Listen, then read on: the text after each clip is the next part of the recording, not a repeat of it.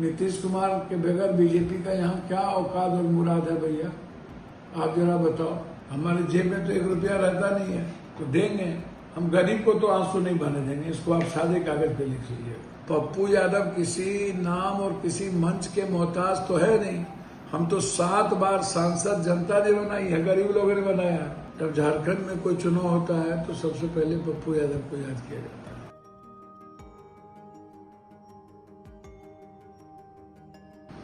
पप्पू जी, बिहार विधानसभा का चुनाव कुछ ही महीनों बाद है।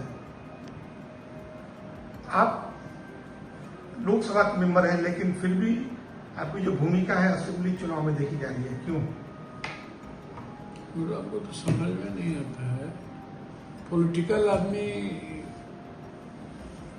या जो सामाजिक प्राणी होते हैं, क्या उनकी कोई दायरा होता है, क्या प्रतिबद्धता होती है?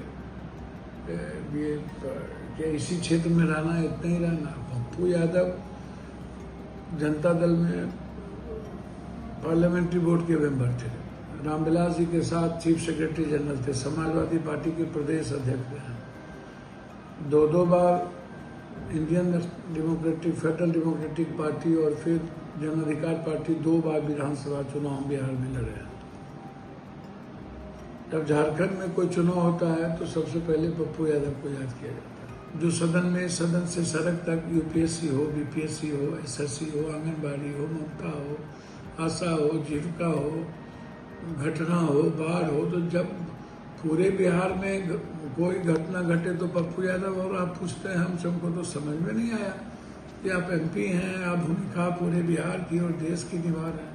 आप कभी सर राहुल गांधी के साथ नजर आते हैं, कभी तेजस्वी यादव के साथ, कभी आप प्राइम मिनिस्टर के मंच पर भी नजर आते हैं, तो आप सर हैं कहाँ सर? आप सर एनडीए में हैं कि सर इंडिया ब्लॉक के साथ हैं?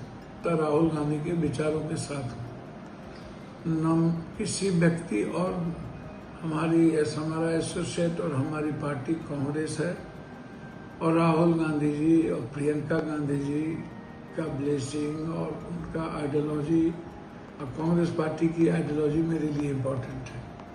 प्रधानमंत्री मेरे क्षेत्र में किसी कार्यक्रम का शिलान्यास के लिए जाएंगे तो प्रोटोकॉल को भी आप हिंदू वाले लोग भाड़ में भेज दीजिएगा। ये प्रोटोकॉल को, लॉ को क्या कीजिएगा?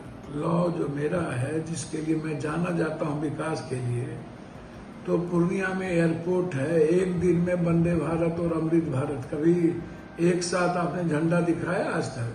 पप्पू यादव ने एक साथ ही झंडी दिखाया, अमृत भारत का भी और वंदे भारत का भी। तो जब डेवलपमेंट के लिए हम जाने जाते हैं कि रेल है, प्लेन है, एक्सप्रेसवे है पूर्णिया टू पटना, तो ये सारा जो दायित्व है, जिम्मेदारी है, एक संसदीय जीवन में मेरा बनता है।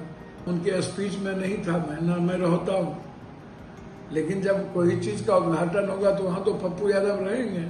आपसे प्रोटोकॉल की बात कर रहे थे, क्या प्रोटोकॉल के तहत ही आपको राहुल गांधी की गाड़ी पर नहीं बैठने दिया गया था? अभी देखा गया पप्पू यादव किसी नाम और किसी मंच के मोहताज तो है नहीं।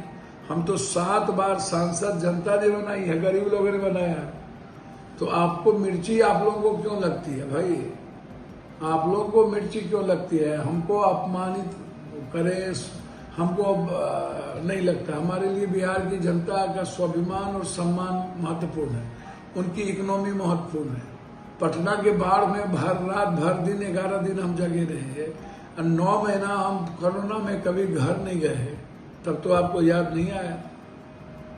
तो आपको प्रोटोकॉल याद आने लगता है।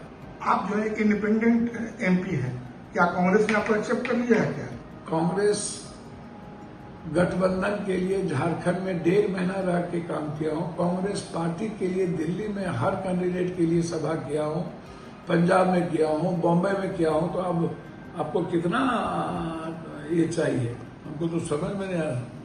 सर, आप बाढ़ में पटना के देखे जाते हैं डोनेट करते हुए, आप बहुत सारा डोनेशन करते हैं, लेकिन लोग जानना चाहते हैं कि आपके पास इतना पैसा कहाँ से आता है आपको डोनेट करने के लिए?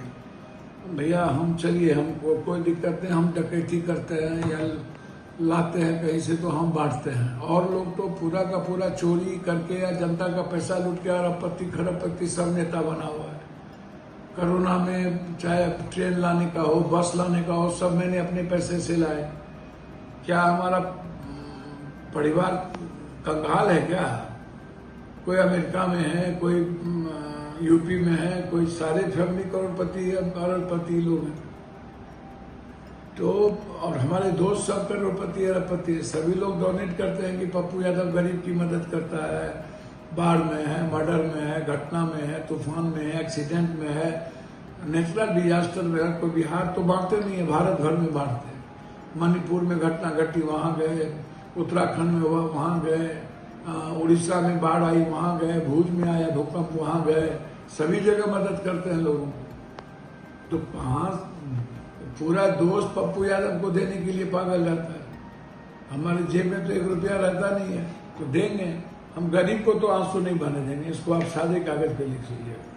क्या आप तेजस्वी यादव को बिहार का मुख्यमंत्री देखना चाहते हैं? मुख्यमंत्री और उप मुख्यमंत्री मुद्दा ही नहीं है अभी बिहार के लिए। मुद्दा है कि कलेक्टिव गठबंधन के साथ और राहुल गांधी जी जो जाति जनगणना, जिसकी जितनी जनसंख्या, भागीदारी, संविधान की रक्षा, वोटर अधिकार की रक्षा, बिहार का पलायन, बिहार का बीपीएससी, बिहार का मखान जिस पर जीएसटी लगा दिया गया, बिहार का तिलकुट, बिहार की गरीबी, इस पर राहुल गांधी जी लगातार काम कर रहे हैं। बेरोजगारी पर राहुल गांधी जी लगातार काम कर रहे हैं। किसानों के सवाल पर तो हम मुद्दों पर कम बात करेंगे कि हम व्यक्ति विशेष की बात करेंगे। चुनाव जब जनता हमको विधायक बनाएगी तो विधायक दल के नेता चयन कर लेंगे कि कौन मुख्यमंत्री होगा, कौन उप मुख्यमंत्री होगा। अब प्रशांत किशोर को आप सर कैसे देखते हैं बिहार के चुनाव में? ये कौन है? अच्छा, प्रशांत जी। तो ये सबको राजनीति करने का अपना शौक है। सभी लोग अपना आते हैं राजनीति में, बुढ़िया बिस्तर फिर बांध के चले जाते हैं। 6 महीना साल भर पहले कभी कोई कहता है पहले पूरा बिहार देश में नौकरी किए, वो पहले कांग्रेस में नौकरी की, अमेठी में जाके नौकरी की, वहां से भागे तो मोदी जी के पास चले गए, मोदी जी के पास से भगाया गया तो नीतीश जी के पास आ गए। यहाँ कुर्ता पजामा पहन लिए। कुर्ता पजामा पहनने के बाद बोले मेरा दत्तक पिता है, मैं राइट हैंड हूँ, मैं ही विरासत का वारिस हो गया हूँ।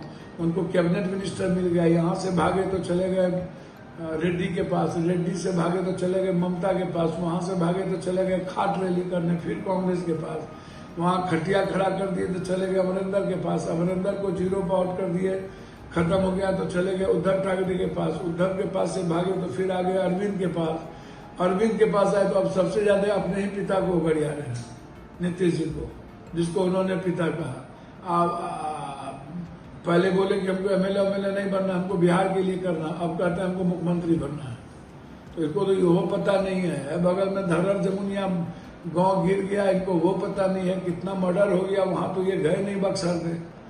ये जो 60 लाख का टेंट लगा करके वो बिरयानी खिला के ये राजनीति करना चाहते हैं और लंबा लंबा फेंकते हैं। ये तो पप्पू यादव की लड़ाई तो चोरों से बहुत शुरू से है।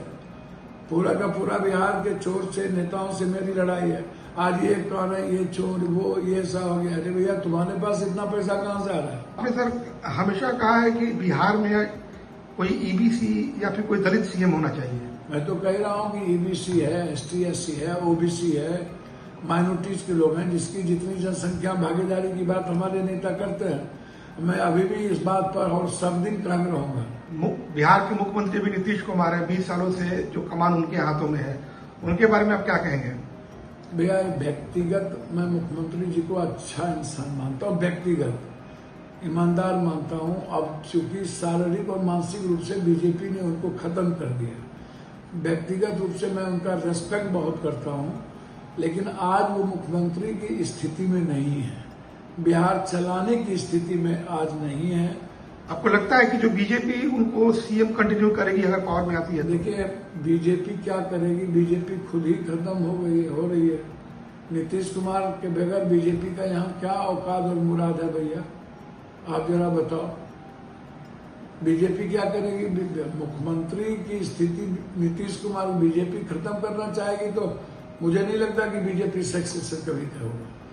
चिराग पासवान जो नरेंद्र मोदी का हनुमान है, उनके बारे में आप क्या कहते हैं? सुरसुर भी, मुरमुर भी, चित भी मेरी, पट भी मेरी, सरकार में भी रहेंगे, गरियाएंगे भी, सपना भी देखेंगे, कभी उधर भी जाएंगे कभी, तो ये नहीं होता। अहंकार काम नहीं करता, चाहे कोई भी युवराज हो, चाहे जिसको भी विरासत में मिला हो, अहंकार को डिस्ट्रॉय करने की जरूरत है। और चिराग जी को विरासत में मिली है तो एक अच्छा लैंड लेने की जरूरत है, करें, करना चाहिए, इसमें क्या दिक्कत है। जब मैं कह ही रहा हूँ कि एक वर्ग ST SC है, EBC OBC है, ये कभी न कभी यदि मजबूत लीडरशिप और नेतृत्व की बात होगी तो आगे बढ़ सकते हैं, हम तो बोल ही रहे हैं।